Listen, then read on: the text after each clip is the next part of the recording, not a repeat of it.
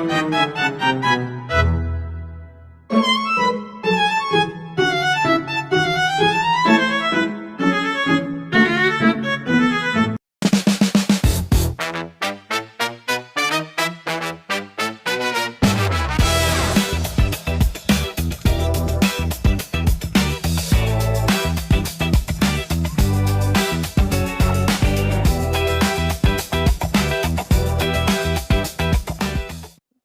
everyone, welcome back to Mind and Machine.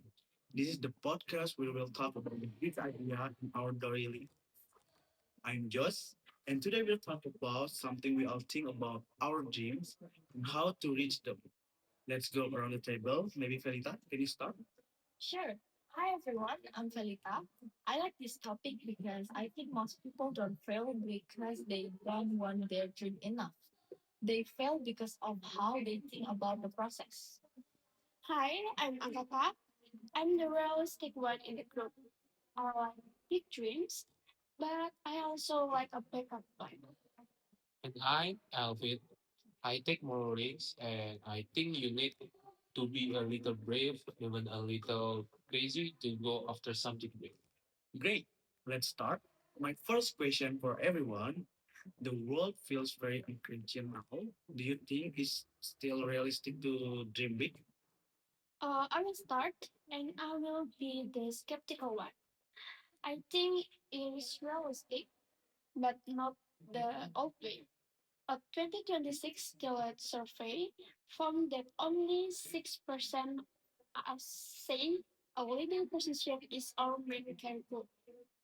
This does not mean we stop dreaming.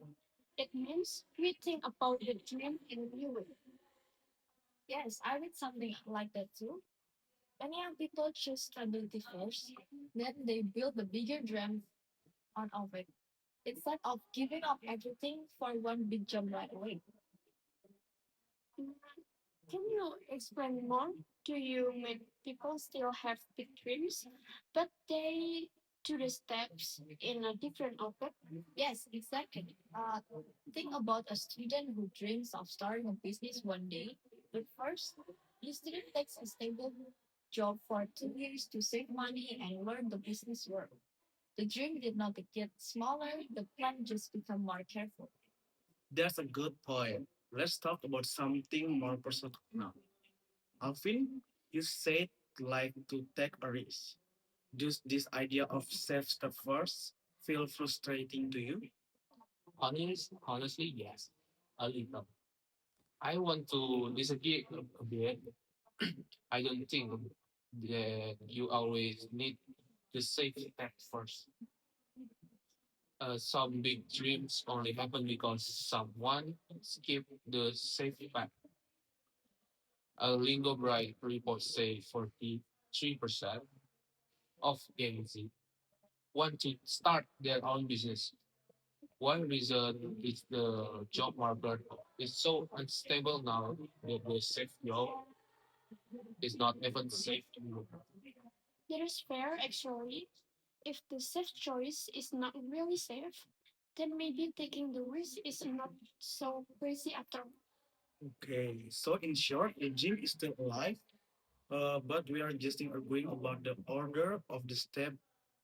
Is that a fair summary? Yes, that is a good way to say it. So let's go a little deeper. Maybe Verita, you said earlier that how people think about the process is important. Can you explain that? Sure. There's a famous study by Dr. Gail Matthews from Dominican University of California. She found that people who love their goals are 33 to 42% more likely to reach them. This is compared to people who only think about their goals in their head. And when people put their goals, make an action plan, and send weekly updates to friends, their success rate went up to 76%.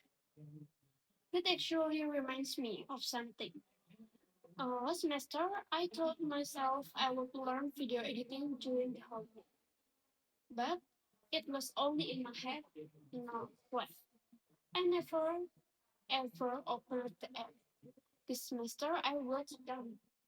I told my group chat I would finish a video by a certain date, and I finished it 2 days early. So what you're saying is it was not about motivation at all. It was about accountability, like how gym friend makes you actually go, even on a days you don't feel like it. Yes, exactly. There is a perfect circle. I think this is why a student before we enter the workforce, we should not just trust our willpower. We need real system, maybe like write things down, set deadlines, and tell someone else about it. I don't fully agree that systems are everything. So I think how you handle failure is also very important. A study by Hopner and Kate in Frontier in Physiology found that when people fail at a goal, their emotion drop and their motivation drops. Also, 89% of people who fail a hard task choose an easier task next time. Only 37% of people who success did the same. So that connects to what I'm with too.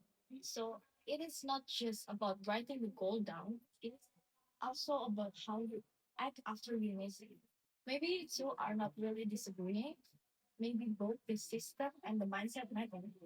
That's a great bridge. Often you said failure can change behavior. Has that ever happened to you? Yes, it has. And it taught me something I did not expect. In my first year, I applied for an internship I really want. I got rejected after the final interview. For weeks after that, I only applied to internship I was almost sure to get, just to not feel the time again. Looking back, this is the exact pattern we just talked about. One failure made my goals go smaller, not bigger. Wait, so the rejection did not make you work harder, but it actually made you play safer? Right. Is it like touching about stove one time and then you avoid the wall kitchen? Instead of just being more careful around that one stove. That is great comparison. So for us, as future professionals, the lesson is not never fail. The lesson is expect to fail sometimes and have a plan for how you will react before it happens. This is more useful than any quote about chasing your dream. That is such an important point. It's not about avoiding failure. It's about not letting failure quickly make your future goals smaller. Exactly. And I think we need to practice this mindset now while this thought stuff feels small. It is better than learning is the hard way later when a rejection really costs us something big. That connects nicely to the accountability point too. Having someone else know about your goal also means having someone to remind you that one rejection is not the end of the trip. That connects to a bigger idea I want to share.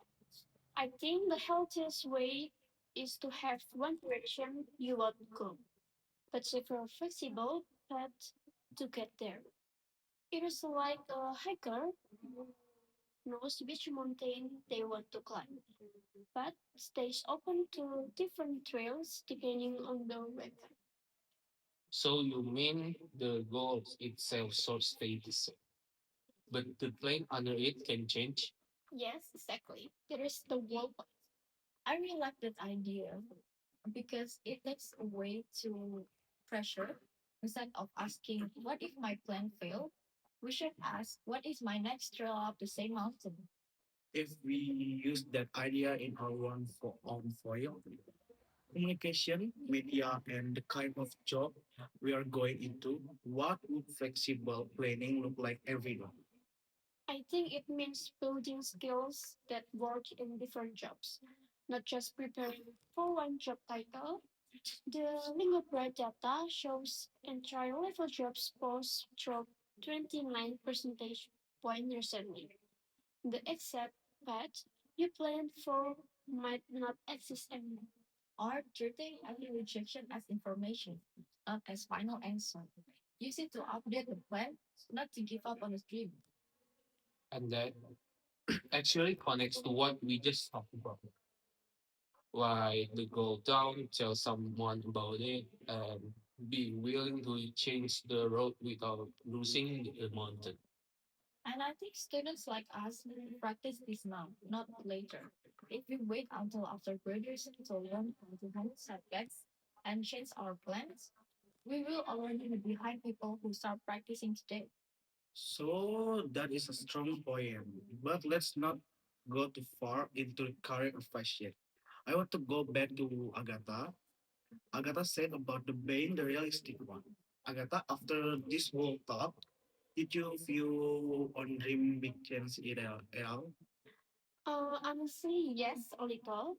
I still think a plan matters, especially the accountability part, which Felta explained well. But I think I forgot how much failure can shrink our future goals, which often talk about. I think that mindset part is also very important. I completely agree with that. A plan without strong mindset just falls apart the first time something goes wrong. All right, we are almost out of time. So let me try to sum up what we'll talk about today. First, dreaming big is still realistic, but for many of us, it now means doing the step in a different order, not jumping straight to the top. Second, writing goals down and sharing them with someone really help us follow the truth. Third, failure does not mean the dream is over, but if we not careful, it quickly make our future goals smaller. And finally, the best way is not one strict plan. It is one clear direction with several flexible plans under it. Just that sum it up well, everyone. Yes, I think that is fair summary. Agree. Let's go for it. Same here. That is likely where we are. So, my final thought for everyone listening, especially other students, do not wait for the perfect plan before you starting chasing your dream. Write it down, tell someone about it, and expect a few wrong turns along the way. The people who keep adjusting instead of giving up are the one who actually get there. Thank you so much, Felita, Agata, and Alvin, for this thoughtful conversation today. Thanks for having us. Thanks, Yos. This was great fun. I did not expect to share my own internship. So And thank you for listening to My and Machine. See you next episode. Take care, everyone. Bye.